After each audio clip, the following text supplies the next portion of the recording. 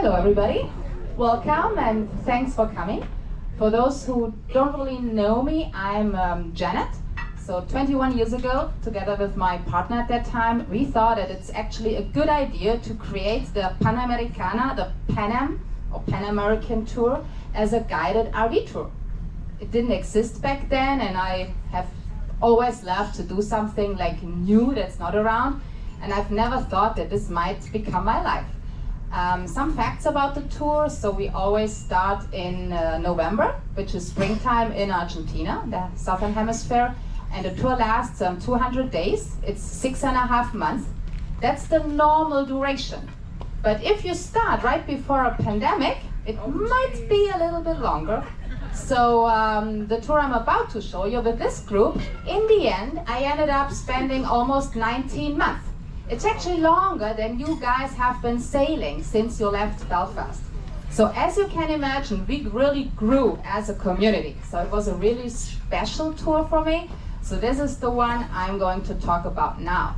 Usually the Pan American consists of 14 different countries, all the way from Argentina to the US. You know the term, right? PanAmericana or Pan American? So like the longest road that exists between Alaska, that's like the furthest north you can go, all the way down to Tierra del Fuego in South America. And we always do the Latin American part together. So we start in Buenos Aires, then we drive down the Atlantic coast to Ushuaia, and then all the way up. There's a little gap in Panama. It's called the Darien Gap between Colombia and Panama. That's where you also have to ship the RV, you can't drive. And then we end the organized tour once we cross the border from Mexico to the US. And we finish in Tombstone, Arizona, with lots of whiskey in a saloon. And from then on, everybody is free to continue on their own, to complete their dream, to go all the way through US, Canada, to Alaska. And everybody ships their own camper van. So we can't rent, we have to bring their own. So yeah, I would say now you know about the details. And we're not driving in a convoy. Lots of people ask me, but so you're the first and everybody's following you? No, I would hate that. I give them a road book. It's a very detailed description for every single day. They have it in paper, they have a digital version, they have organic maps with all the important points in it. So everybody is free to drive according to their rhythm. Now, some people leave early, some people later that day, and we usually meet up in the evening. And we take care of having a safe place to spend the night, since most of the countries we're visiting doesn't really have camping infrastructure. And we're like the troubleshooters if something goes wrong, if they have a mechanical problem, if they have an accident, medical thing. All of my team, we speak Spanish quite well and can help them. And a bit like here, we do excursions together and parties, and you get the idea. So now, enough words, and let's start. So we had 2 groups.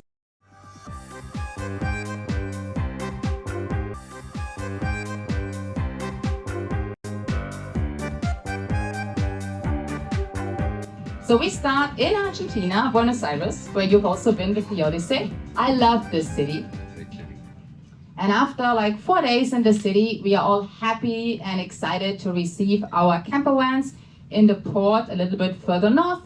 And we install ourselves on our first campsite in San Antonio de Areco. And we're going to visit the most important and biggest gaucho festival in Argentina. So people from all over the country come and display their beautiful horses and show their skills on the horse.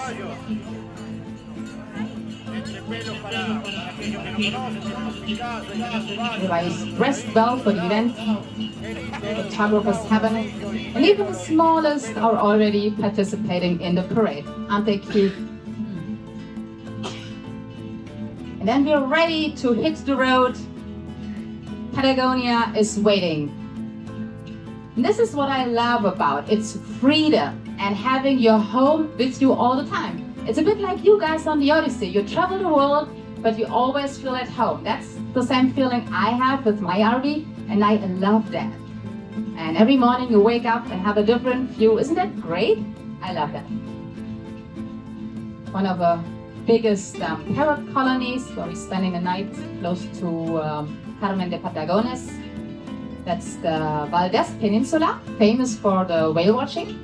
So we do boat trip to see the southern right whale.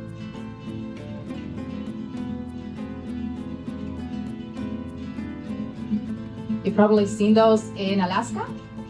No? Yeah, everybody was happy, goal achieved. My colleague at that time, Walter, preparing a little barbecue. Argentines say like a small steak under 300 grams is a vegetarian dish. So meat portions are always quite huge in Argentina. I love those guys, the Magellan penguins. Puerto Deseado, you might have been there with the ship as well. It's a port on the Atlantic coast. We visited an uninhabited island to see those guys. It's called the rockhopper penguin. And Yandu. And another great campsite in the middle of nowhere, close to a sea lion colony. So if you look to the right in the far distance, there are camper vans parked. Little visit to a crater lake, Laguna Azul. And the Strait of Magellan and the ferry that takes us over to the southernmost tip of the American continent, Tierra del Fuego. It's a little dream that came true in that moment. It's like those magical places I was reading about in my views of those discoverers back then.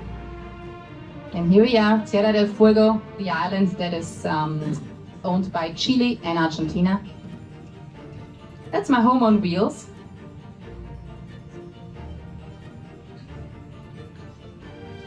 Nice camp spot on the shore of Lago Fagnano. And some dance parties. I would love to see that here every Saturday. Like Friday karaoke night and Saturday dance night. I would love that. I have a thing for lost places and shipwrecks, and found this great place. I'm always like leaving the main roads here and there and trying to explore. And I don't have a 4x4, but if you kind of know how to drive, you can even make it in rough conditions.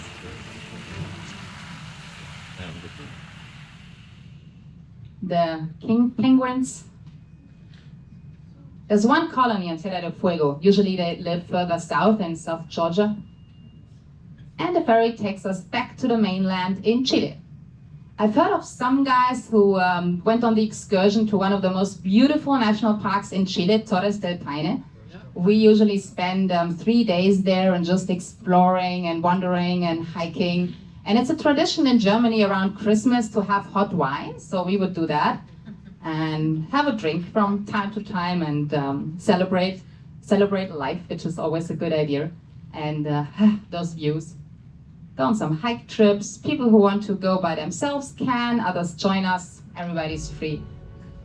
Great place for bird watchers too. It's a cara cara. And look at those views. I just love that.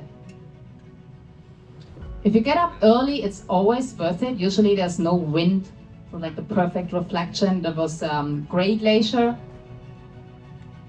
And that's our campsite right at the shore of Lago Pewe in Torres del Paine National Park. Wild camping at the Laguna Amarga. Everybody needs a camper van that is self-sufficient. Since we don't have infrastructure all the time, so everybody needs to have a toilet, shower, their own electricity, and then you're good to go.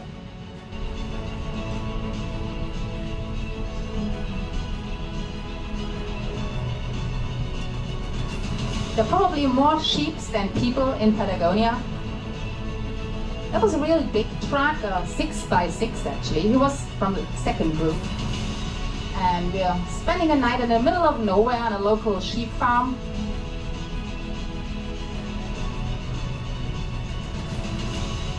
Ruta 40, the longest road in Argentina. You can spend an hour driving without meeting a single soul. Perito Moreno Glacier. You've been there, it's gorgeous, right? I love that.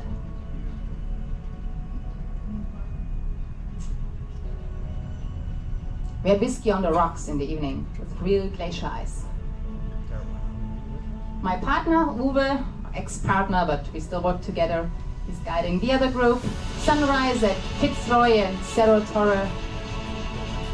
camping at the second biggest lake in South America after Lake Titicaca. It's Lago Buenos Aires or Lago General Carrera, how the Chilean call it.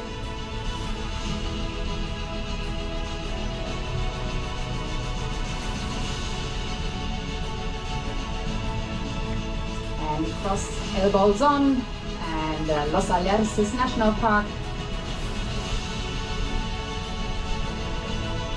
Go to Chile again from Argentina, lots of volcanoes, the active volcano Villarrica and Osorno.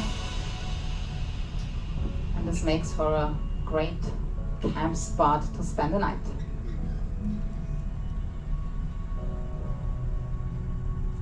Now I always tell people, don't be mistaken, what we're doing there has nothing to do with vacation. You will probably need vacation afterwards. Like, this is a tour, this is adventure. So from time to time you need some moments, like in the hot springs, to recharge your batteries. Camp night at the winery. And there's always a reason to celebrate.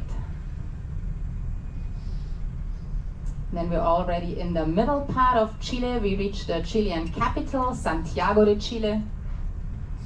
And the next day, passing by the highest mountain outside of Himalaya. It's almost 7,000 meters. It's like 22,000 feet, kind of, yeah. And it's Christmas Eve already, December 24th. We have a nice meal at an Argentine winery. Lots of foods, lots of great wine, and in the evening another barbecue on the campsite. Then our vegetation changes. We almost feel like somewhere in the western part of the US. It's called Ischigualasto Province Park or Moon Valley.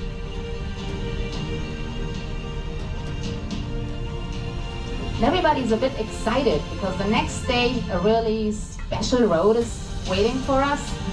It's only accessible 4 months out of the year. The rest of the time it's covered in snow and they just close the border. It's one way over the Andes between Argentina and Chile. It's called Paso Agua Negra. It's 4,800 meters high. It's sometimes something like, how much?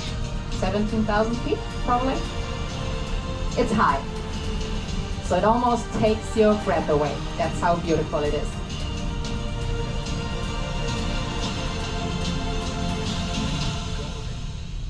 And from the snow to the beach, it's New Year's, December 31st, and we are celebrating on the beach together, and we still had no clue that 2020 would be a very special year for probably everybody around this planet. But yeah, at that moment we were just having a good time. We started early because it was already New Year's Eve in Germany, so that's always a good excuse. We're reaching Atacama Desert. It's one of the driest deserts in the world, that's what they say. Monument in the middle of nowhere, close to Antofagasta. It's called La Mano del Desierto. And the driving is never or hardly ever stressful. It's like enjoyable. I mean, you have this amazing sceneries around you and you have your home with you, so whenever you feel like having a coffee, stop at the road, you can just do that. That's called the Rainbow Valley, close to San Pedro de Atacama in the northern part of Chile. Who knows this little guy? No, almost. Oh no, you. Vicuña Guanaco.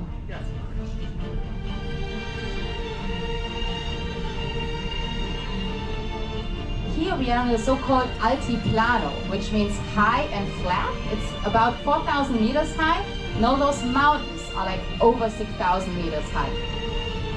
Licancabur volcano in the southern part of Bolivia. The picture was taken from Chile. Pan de Azúcar National Park.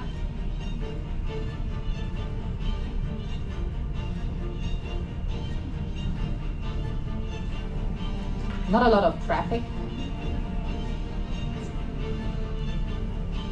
Iquique, northern Chile. Did you guys stop in the northern part of Chile anywhere? Remember where? That's Arica, that's the northern city. Ah, you've been there, great! Yeah, that's our campsite, a bit outside of town. And then we leave the coast, go back to the mountains again. Alpacas and llamas.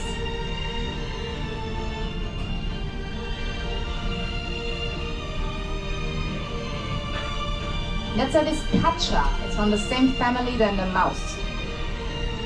In Argentina and Chile, people still kind of look like us, right? It's not very exotic. But once we enter Bolivia and Peru, you can feel their indigenous background. Like, people just change. Like, their physics, their clothes, everything gets more colorful. And we reach Titicaca Lake. And it's a special day. Everybody gets their very modern ferry to cross a part of the lake. Don't ask if those guys have insurance. Like, so far, we all made it safely, but who knows what the future brings. Boat trip to the floating islands. It's called the floating islands of the Uros on the Titicaca Lake. And local people are quite exotic for us, but it's vice versa. So people always look at us, and I don't know how many times I showed my camper van from the inside. They're celebrating a wedding. Like what happened to you, Brigitte, the other day, getting invited to a wedding. You also just happened to be there. And carnival season.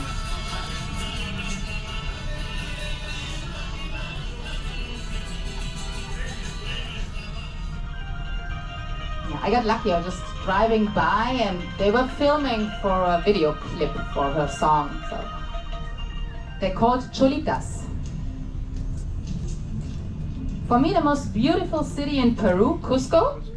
We spend 6 days there to like fully enjoy the city and the surroundings, and we leave our camper vans for one night and take the train to magical Machu Picchu.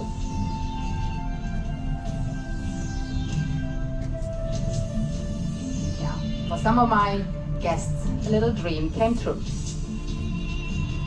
And that's something I love about this way of traveling. It's a bit like on the Odyssey. You get the highlights and the places everybody knows, but you also get to see like this island today. I'm sure nobody has ever heard of that before. And that's also what we're doing. We're going to see the highlights, but we also see everything that is in between. And at the end, sometimes you have encounters and you see things that like really touches you, and yeah, it's the same. Bless you. And we leave the dry area of Peru and enter the next country, Ecuador. Oh, my eyes just love the green after spending a couple of weeks in the dry desert. Life is simple, but everybody's really welcoming and really friendly. And sometimes people ask me, but Janette, isn't it very dangerous to travel through all those countries? And you know what? The world is a lot better than its reputation. And most of the time, when people talk bad about a certain place, they haven't even been there themselves. So don't let the media or other people fool you. Like, I'm responsible, I'm liable. I wouldn't take you when it's too dangerous, so don't worry about that. In 21 years, we never had, besides pickpocket, we never had any like dangerous situation, no robbery, nobody pointing a gun at us, nothing of that kind. And it takes a lot of paperwork and it's complicated, so we spend about a week there in the Hilton Resort with like air conditioning and just chill. And now my clients have a little vacation from their travel. It's like our sea days here. And it's a beautiful and gorgeous city. Have you felt unsafe in Cartagena? No. And have you eaten well? Yeah, that's good. Best sport ever. We say goodbye to my colleague. There's always a reason to celebrate. And if you want to encounter Panamanian police, you just have to fly your drone over the canal. I almost got arrested there. I promise I won't do it again. And I kept to keep the images, that was good. Panama City, very modern, reminded me a bit of, I don't know, part of Manhattan, financial district or something.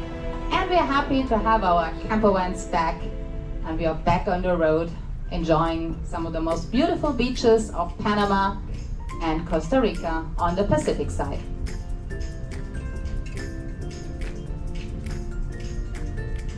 it's just nice when you have your own bed with you. You can also go to those places where there are no hotels and no resorts.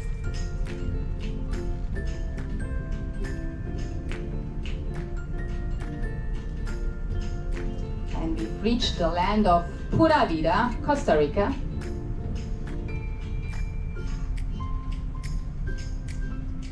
After the coast, a little detour to Sierpe, boat trip through the mangroves. It's a great place for animal lovers. I think the boat trip took about 3 hours and we saw 4 different kinds of monkeys and lots of birds, and really beautiful place.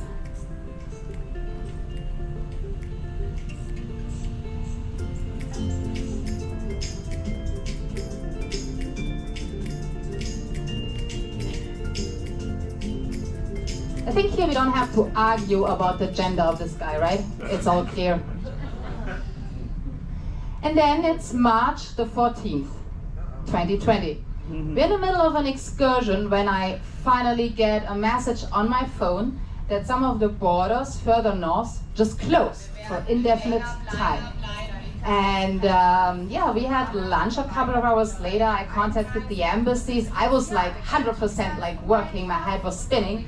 And that's the moment when I told my group, well, we're kind of in a situation here. We're stuck, we're stranded. Like it was Tuesday and Friday were the last planes to Europe. Afterwards, nobody knew when there will ever be a flight back home again. And I'm rather a very spontaneous person, and I'm just listening to my gut feelings, and I told everybody right in that moment, I have my home here. My RV is my home, so I'm not flying back. My colleague did. She took her last flight to Colombia, Maria, that's where she's living. And you can't even imagine the discussions inside, even the couples. Like, you would have the guy who wanted to go home and the woman wanted to stay, or the other way around. There were tears and everything. It was really emotional. And I told them, it could have been worse. I mean, we could have stranded in Nicaragua or like other places. Costa Rica is a democratic, safe country. It's beautiful. They have nothing against keeping us here. So I'm going to stay. And if you want to stay, you can just stay with me. I have honestly never thought that out of 36 people, 30 people would say, yeah, great, pandemic, we don't care. We stay in Costa Rica with Janette. I was like, okay. But I kept my promise, and we found a spot. So there were actually 2 groups, right? So I was staying in Little Switzerland, and my colleague was 160 kilometers away from us. And like liability-wise, I said, I'm no longer in charge. Like, the tour is officially over. Now something else is starting. So we reorganized ourselves, and we went into a quarantine because some people were scared of the virus. So I organized all the foods that got delivered to us. So we had like a guy from the supermarket, we had a guy, you know, the butcher, the local bakery. Everybody came to deliver us everything we needed. And since there were no ships leaving Costa Rica anymore, they had tons of fruits, and word spread around. So they brought us like pickups full with fresh fruits, incredible, just as a gift for free. And like here on the ship, every morning we started our day with some like workout. Some people gave yoga, Pilates, whatever. And yeah, we had people playing cards, and we tried to be useful on those premises. So originally, this is like a cow farm. They produce milk, and they have a restaurant and a hotel. We did movie nights, we did karaoke night. So you see some similarities, right, about our Costa Rica stay and here on the ship. I taught Spanish, and I had some really ambitious people in my group. So 3 times a day, it was like hablamos español. And after 3 months, they were I was really impressed. They really learned something, so that was cool. And we had Monica, so she taught everybody to make their own clothes. So we organized those sewing machines, and we made our first mask, because back then, nobody had them in Costa Rica. They just didn't have any. And we had our funny dance night. That was Friday night.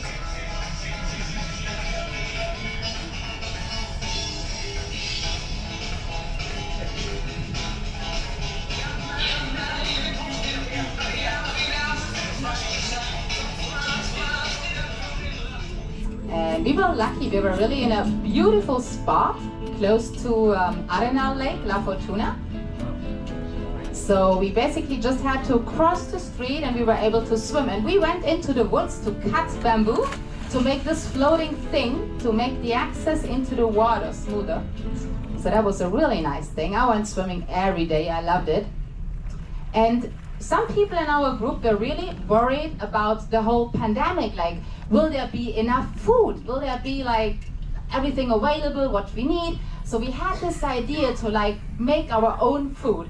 So we had this fishing group, really ambitious, and they bought all their fishing gear, but they always came back without fish.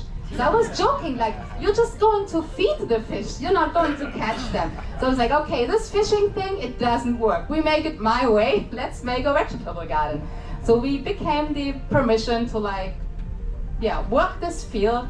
And it was a really interesting experience. Nobody has ever gardened before. So we were watching some YouTube videos about like, what does it take and what is good. And this is me after some hours working on that field. And I was just, it was like the most difficult hike in my life. I wasn't used to like work like this the whole day, but it was a really interesting experience. And we had a little garden team that was like really excited about this. And so we were trying to have cucumbers, peppers, melons, all sorts of salads, carrots, beetroots, and taking care of it every single day. And I don't know who has done something similar. In the beginning, you feel like nothing is gonna happen. The field still looks the same and it takes forever and forever. But the soil is very fertile there. You have a volcano close by, so the soil is actually quite good.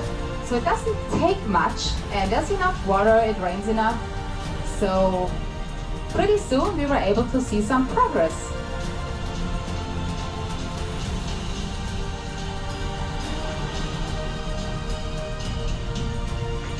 That was the first thing ever, some radish.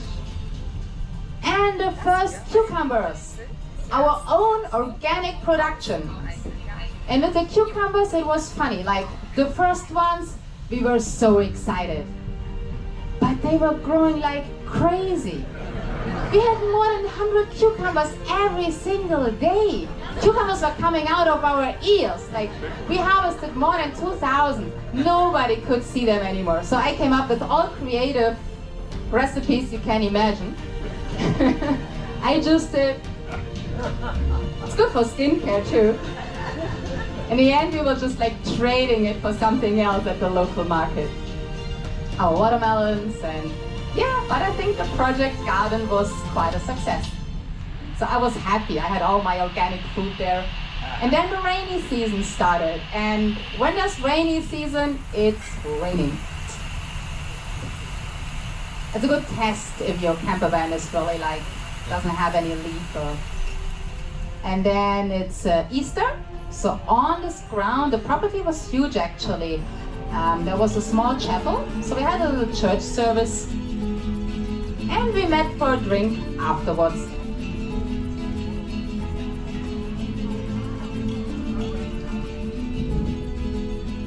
That's us after almost 3 months. Still smiling. I'm from Bavaria, southern part of Germany. I grew up very rural, but I have to get stuck in Costa Rica to be present to see when little calves are born. So that was quite funny. I think we had about 10 calves that were born while we were there. They're really cute.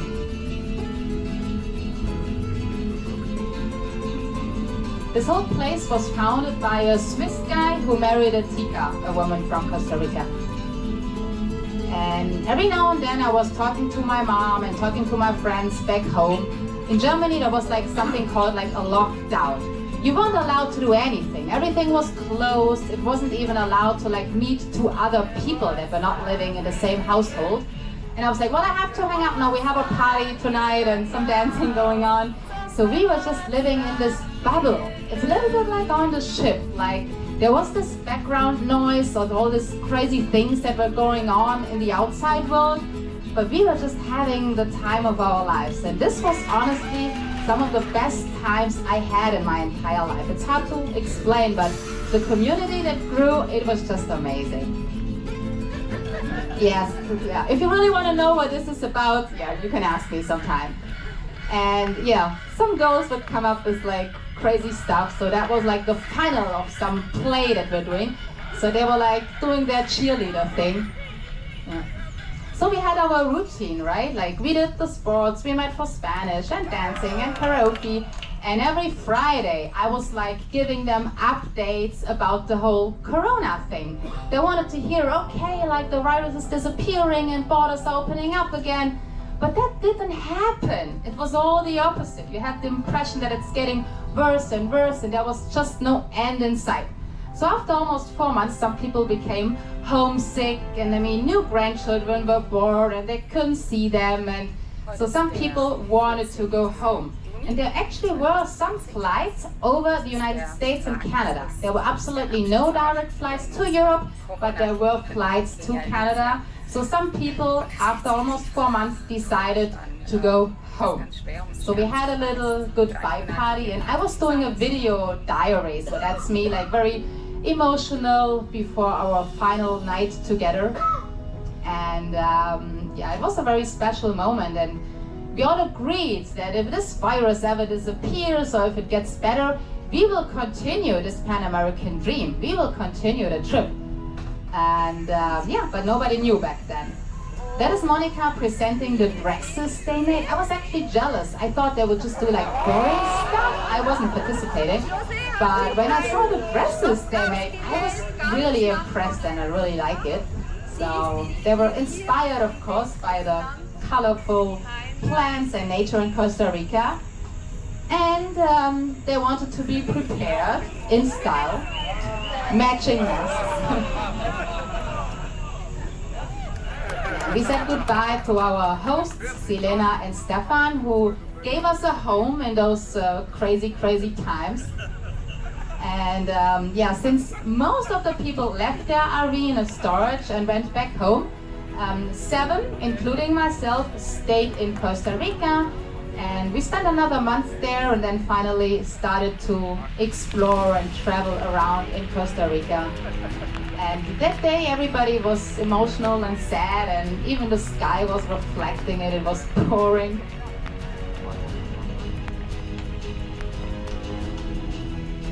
Yeah, and one by one they were all leaving.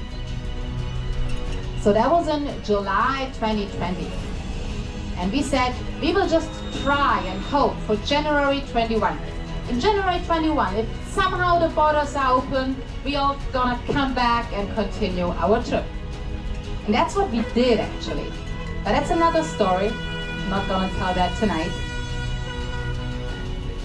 In Costa Rica, they had something like a lockdown in the beginning, but they reopened pretty soon. I mean, they didn't have enough money to like help people financially. So they let them work on a 50% basis. So in a restaurant, every second table had to stay empty, and hotels the same.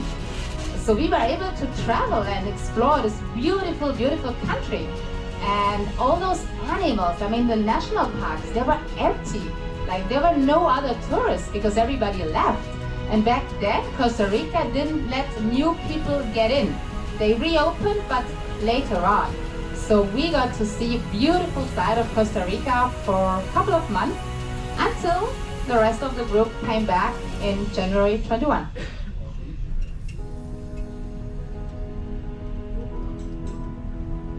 Cloud forest in Costa Rica.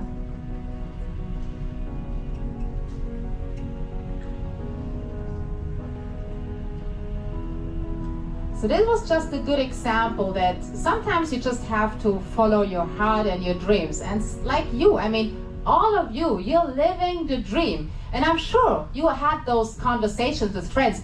Oh, but you can't do that and travel all the time and live on the ship. And we had the same. People were like, travel to all those countries that are dangerous and you will get robbed, a lot of bad things will happening to you. And no, just do it. And I mean, you're doing it already. So thanks for joining me tonight, and yeah, thanks for having me on the Odyssey. I love being a part of your great community, and thank you.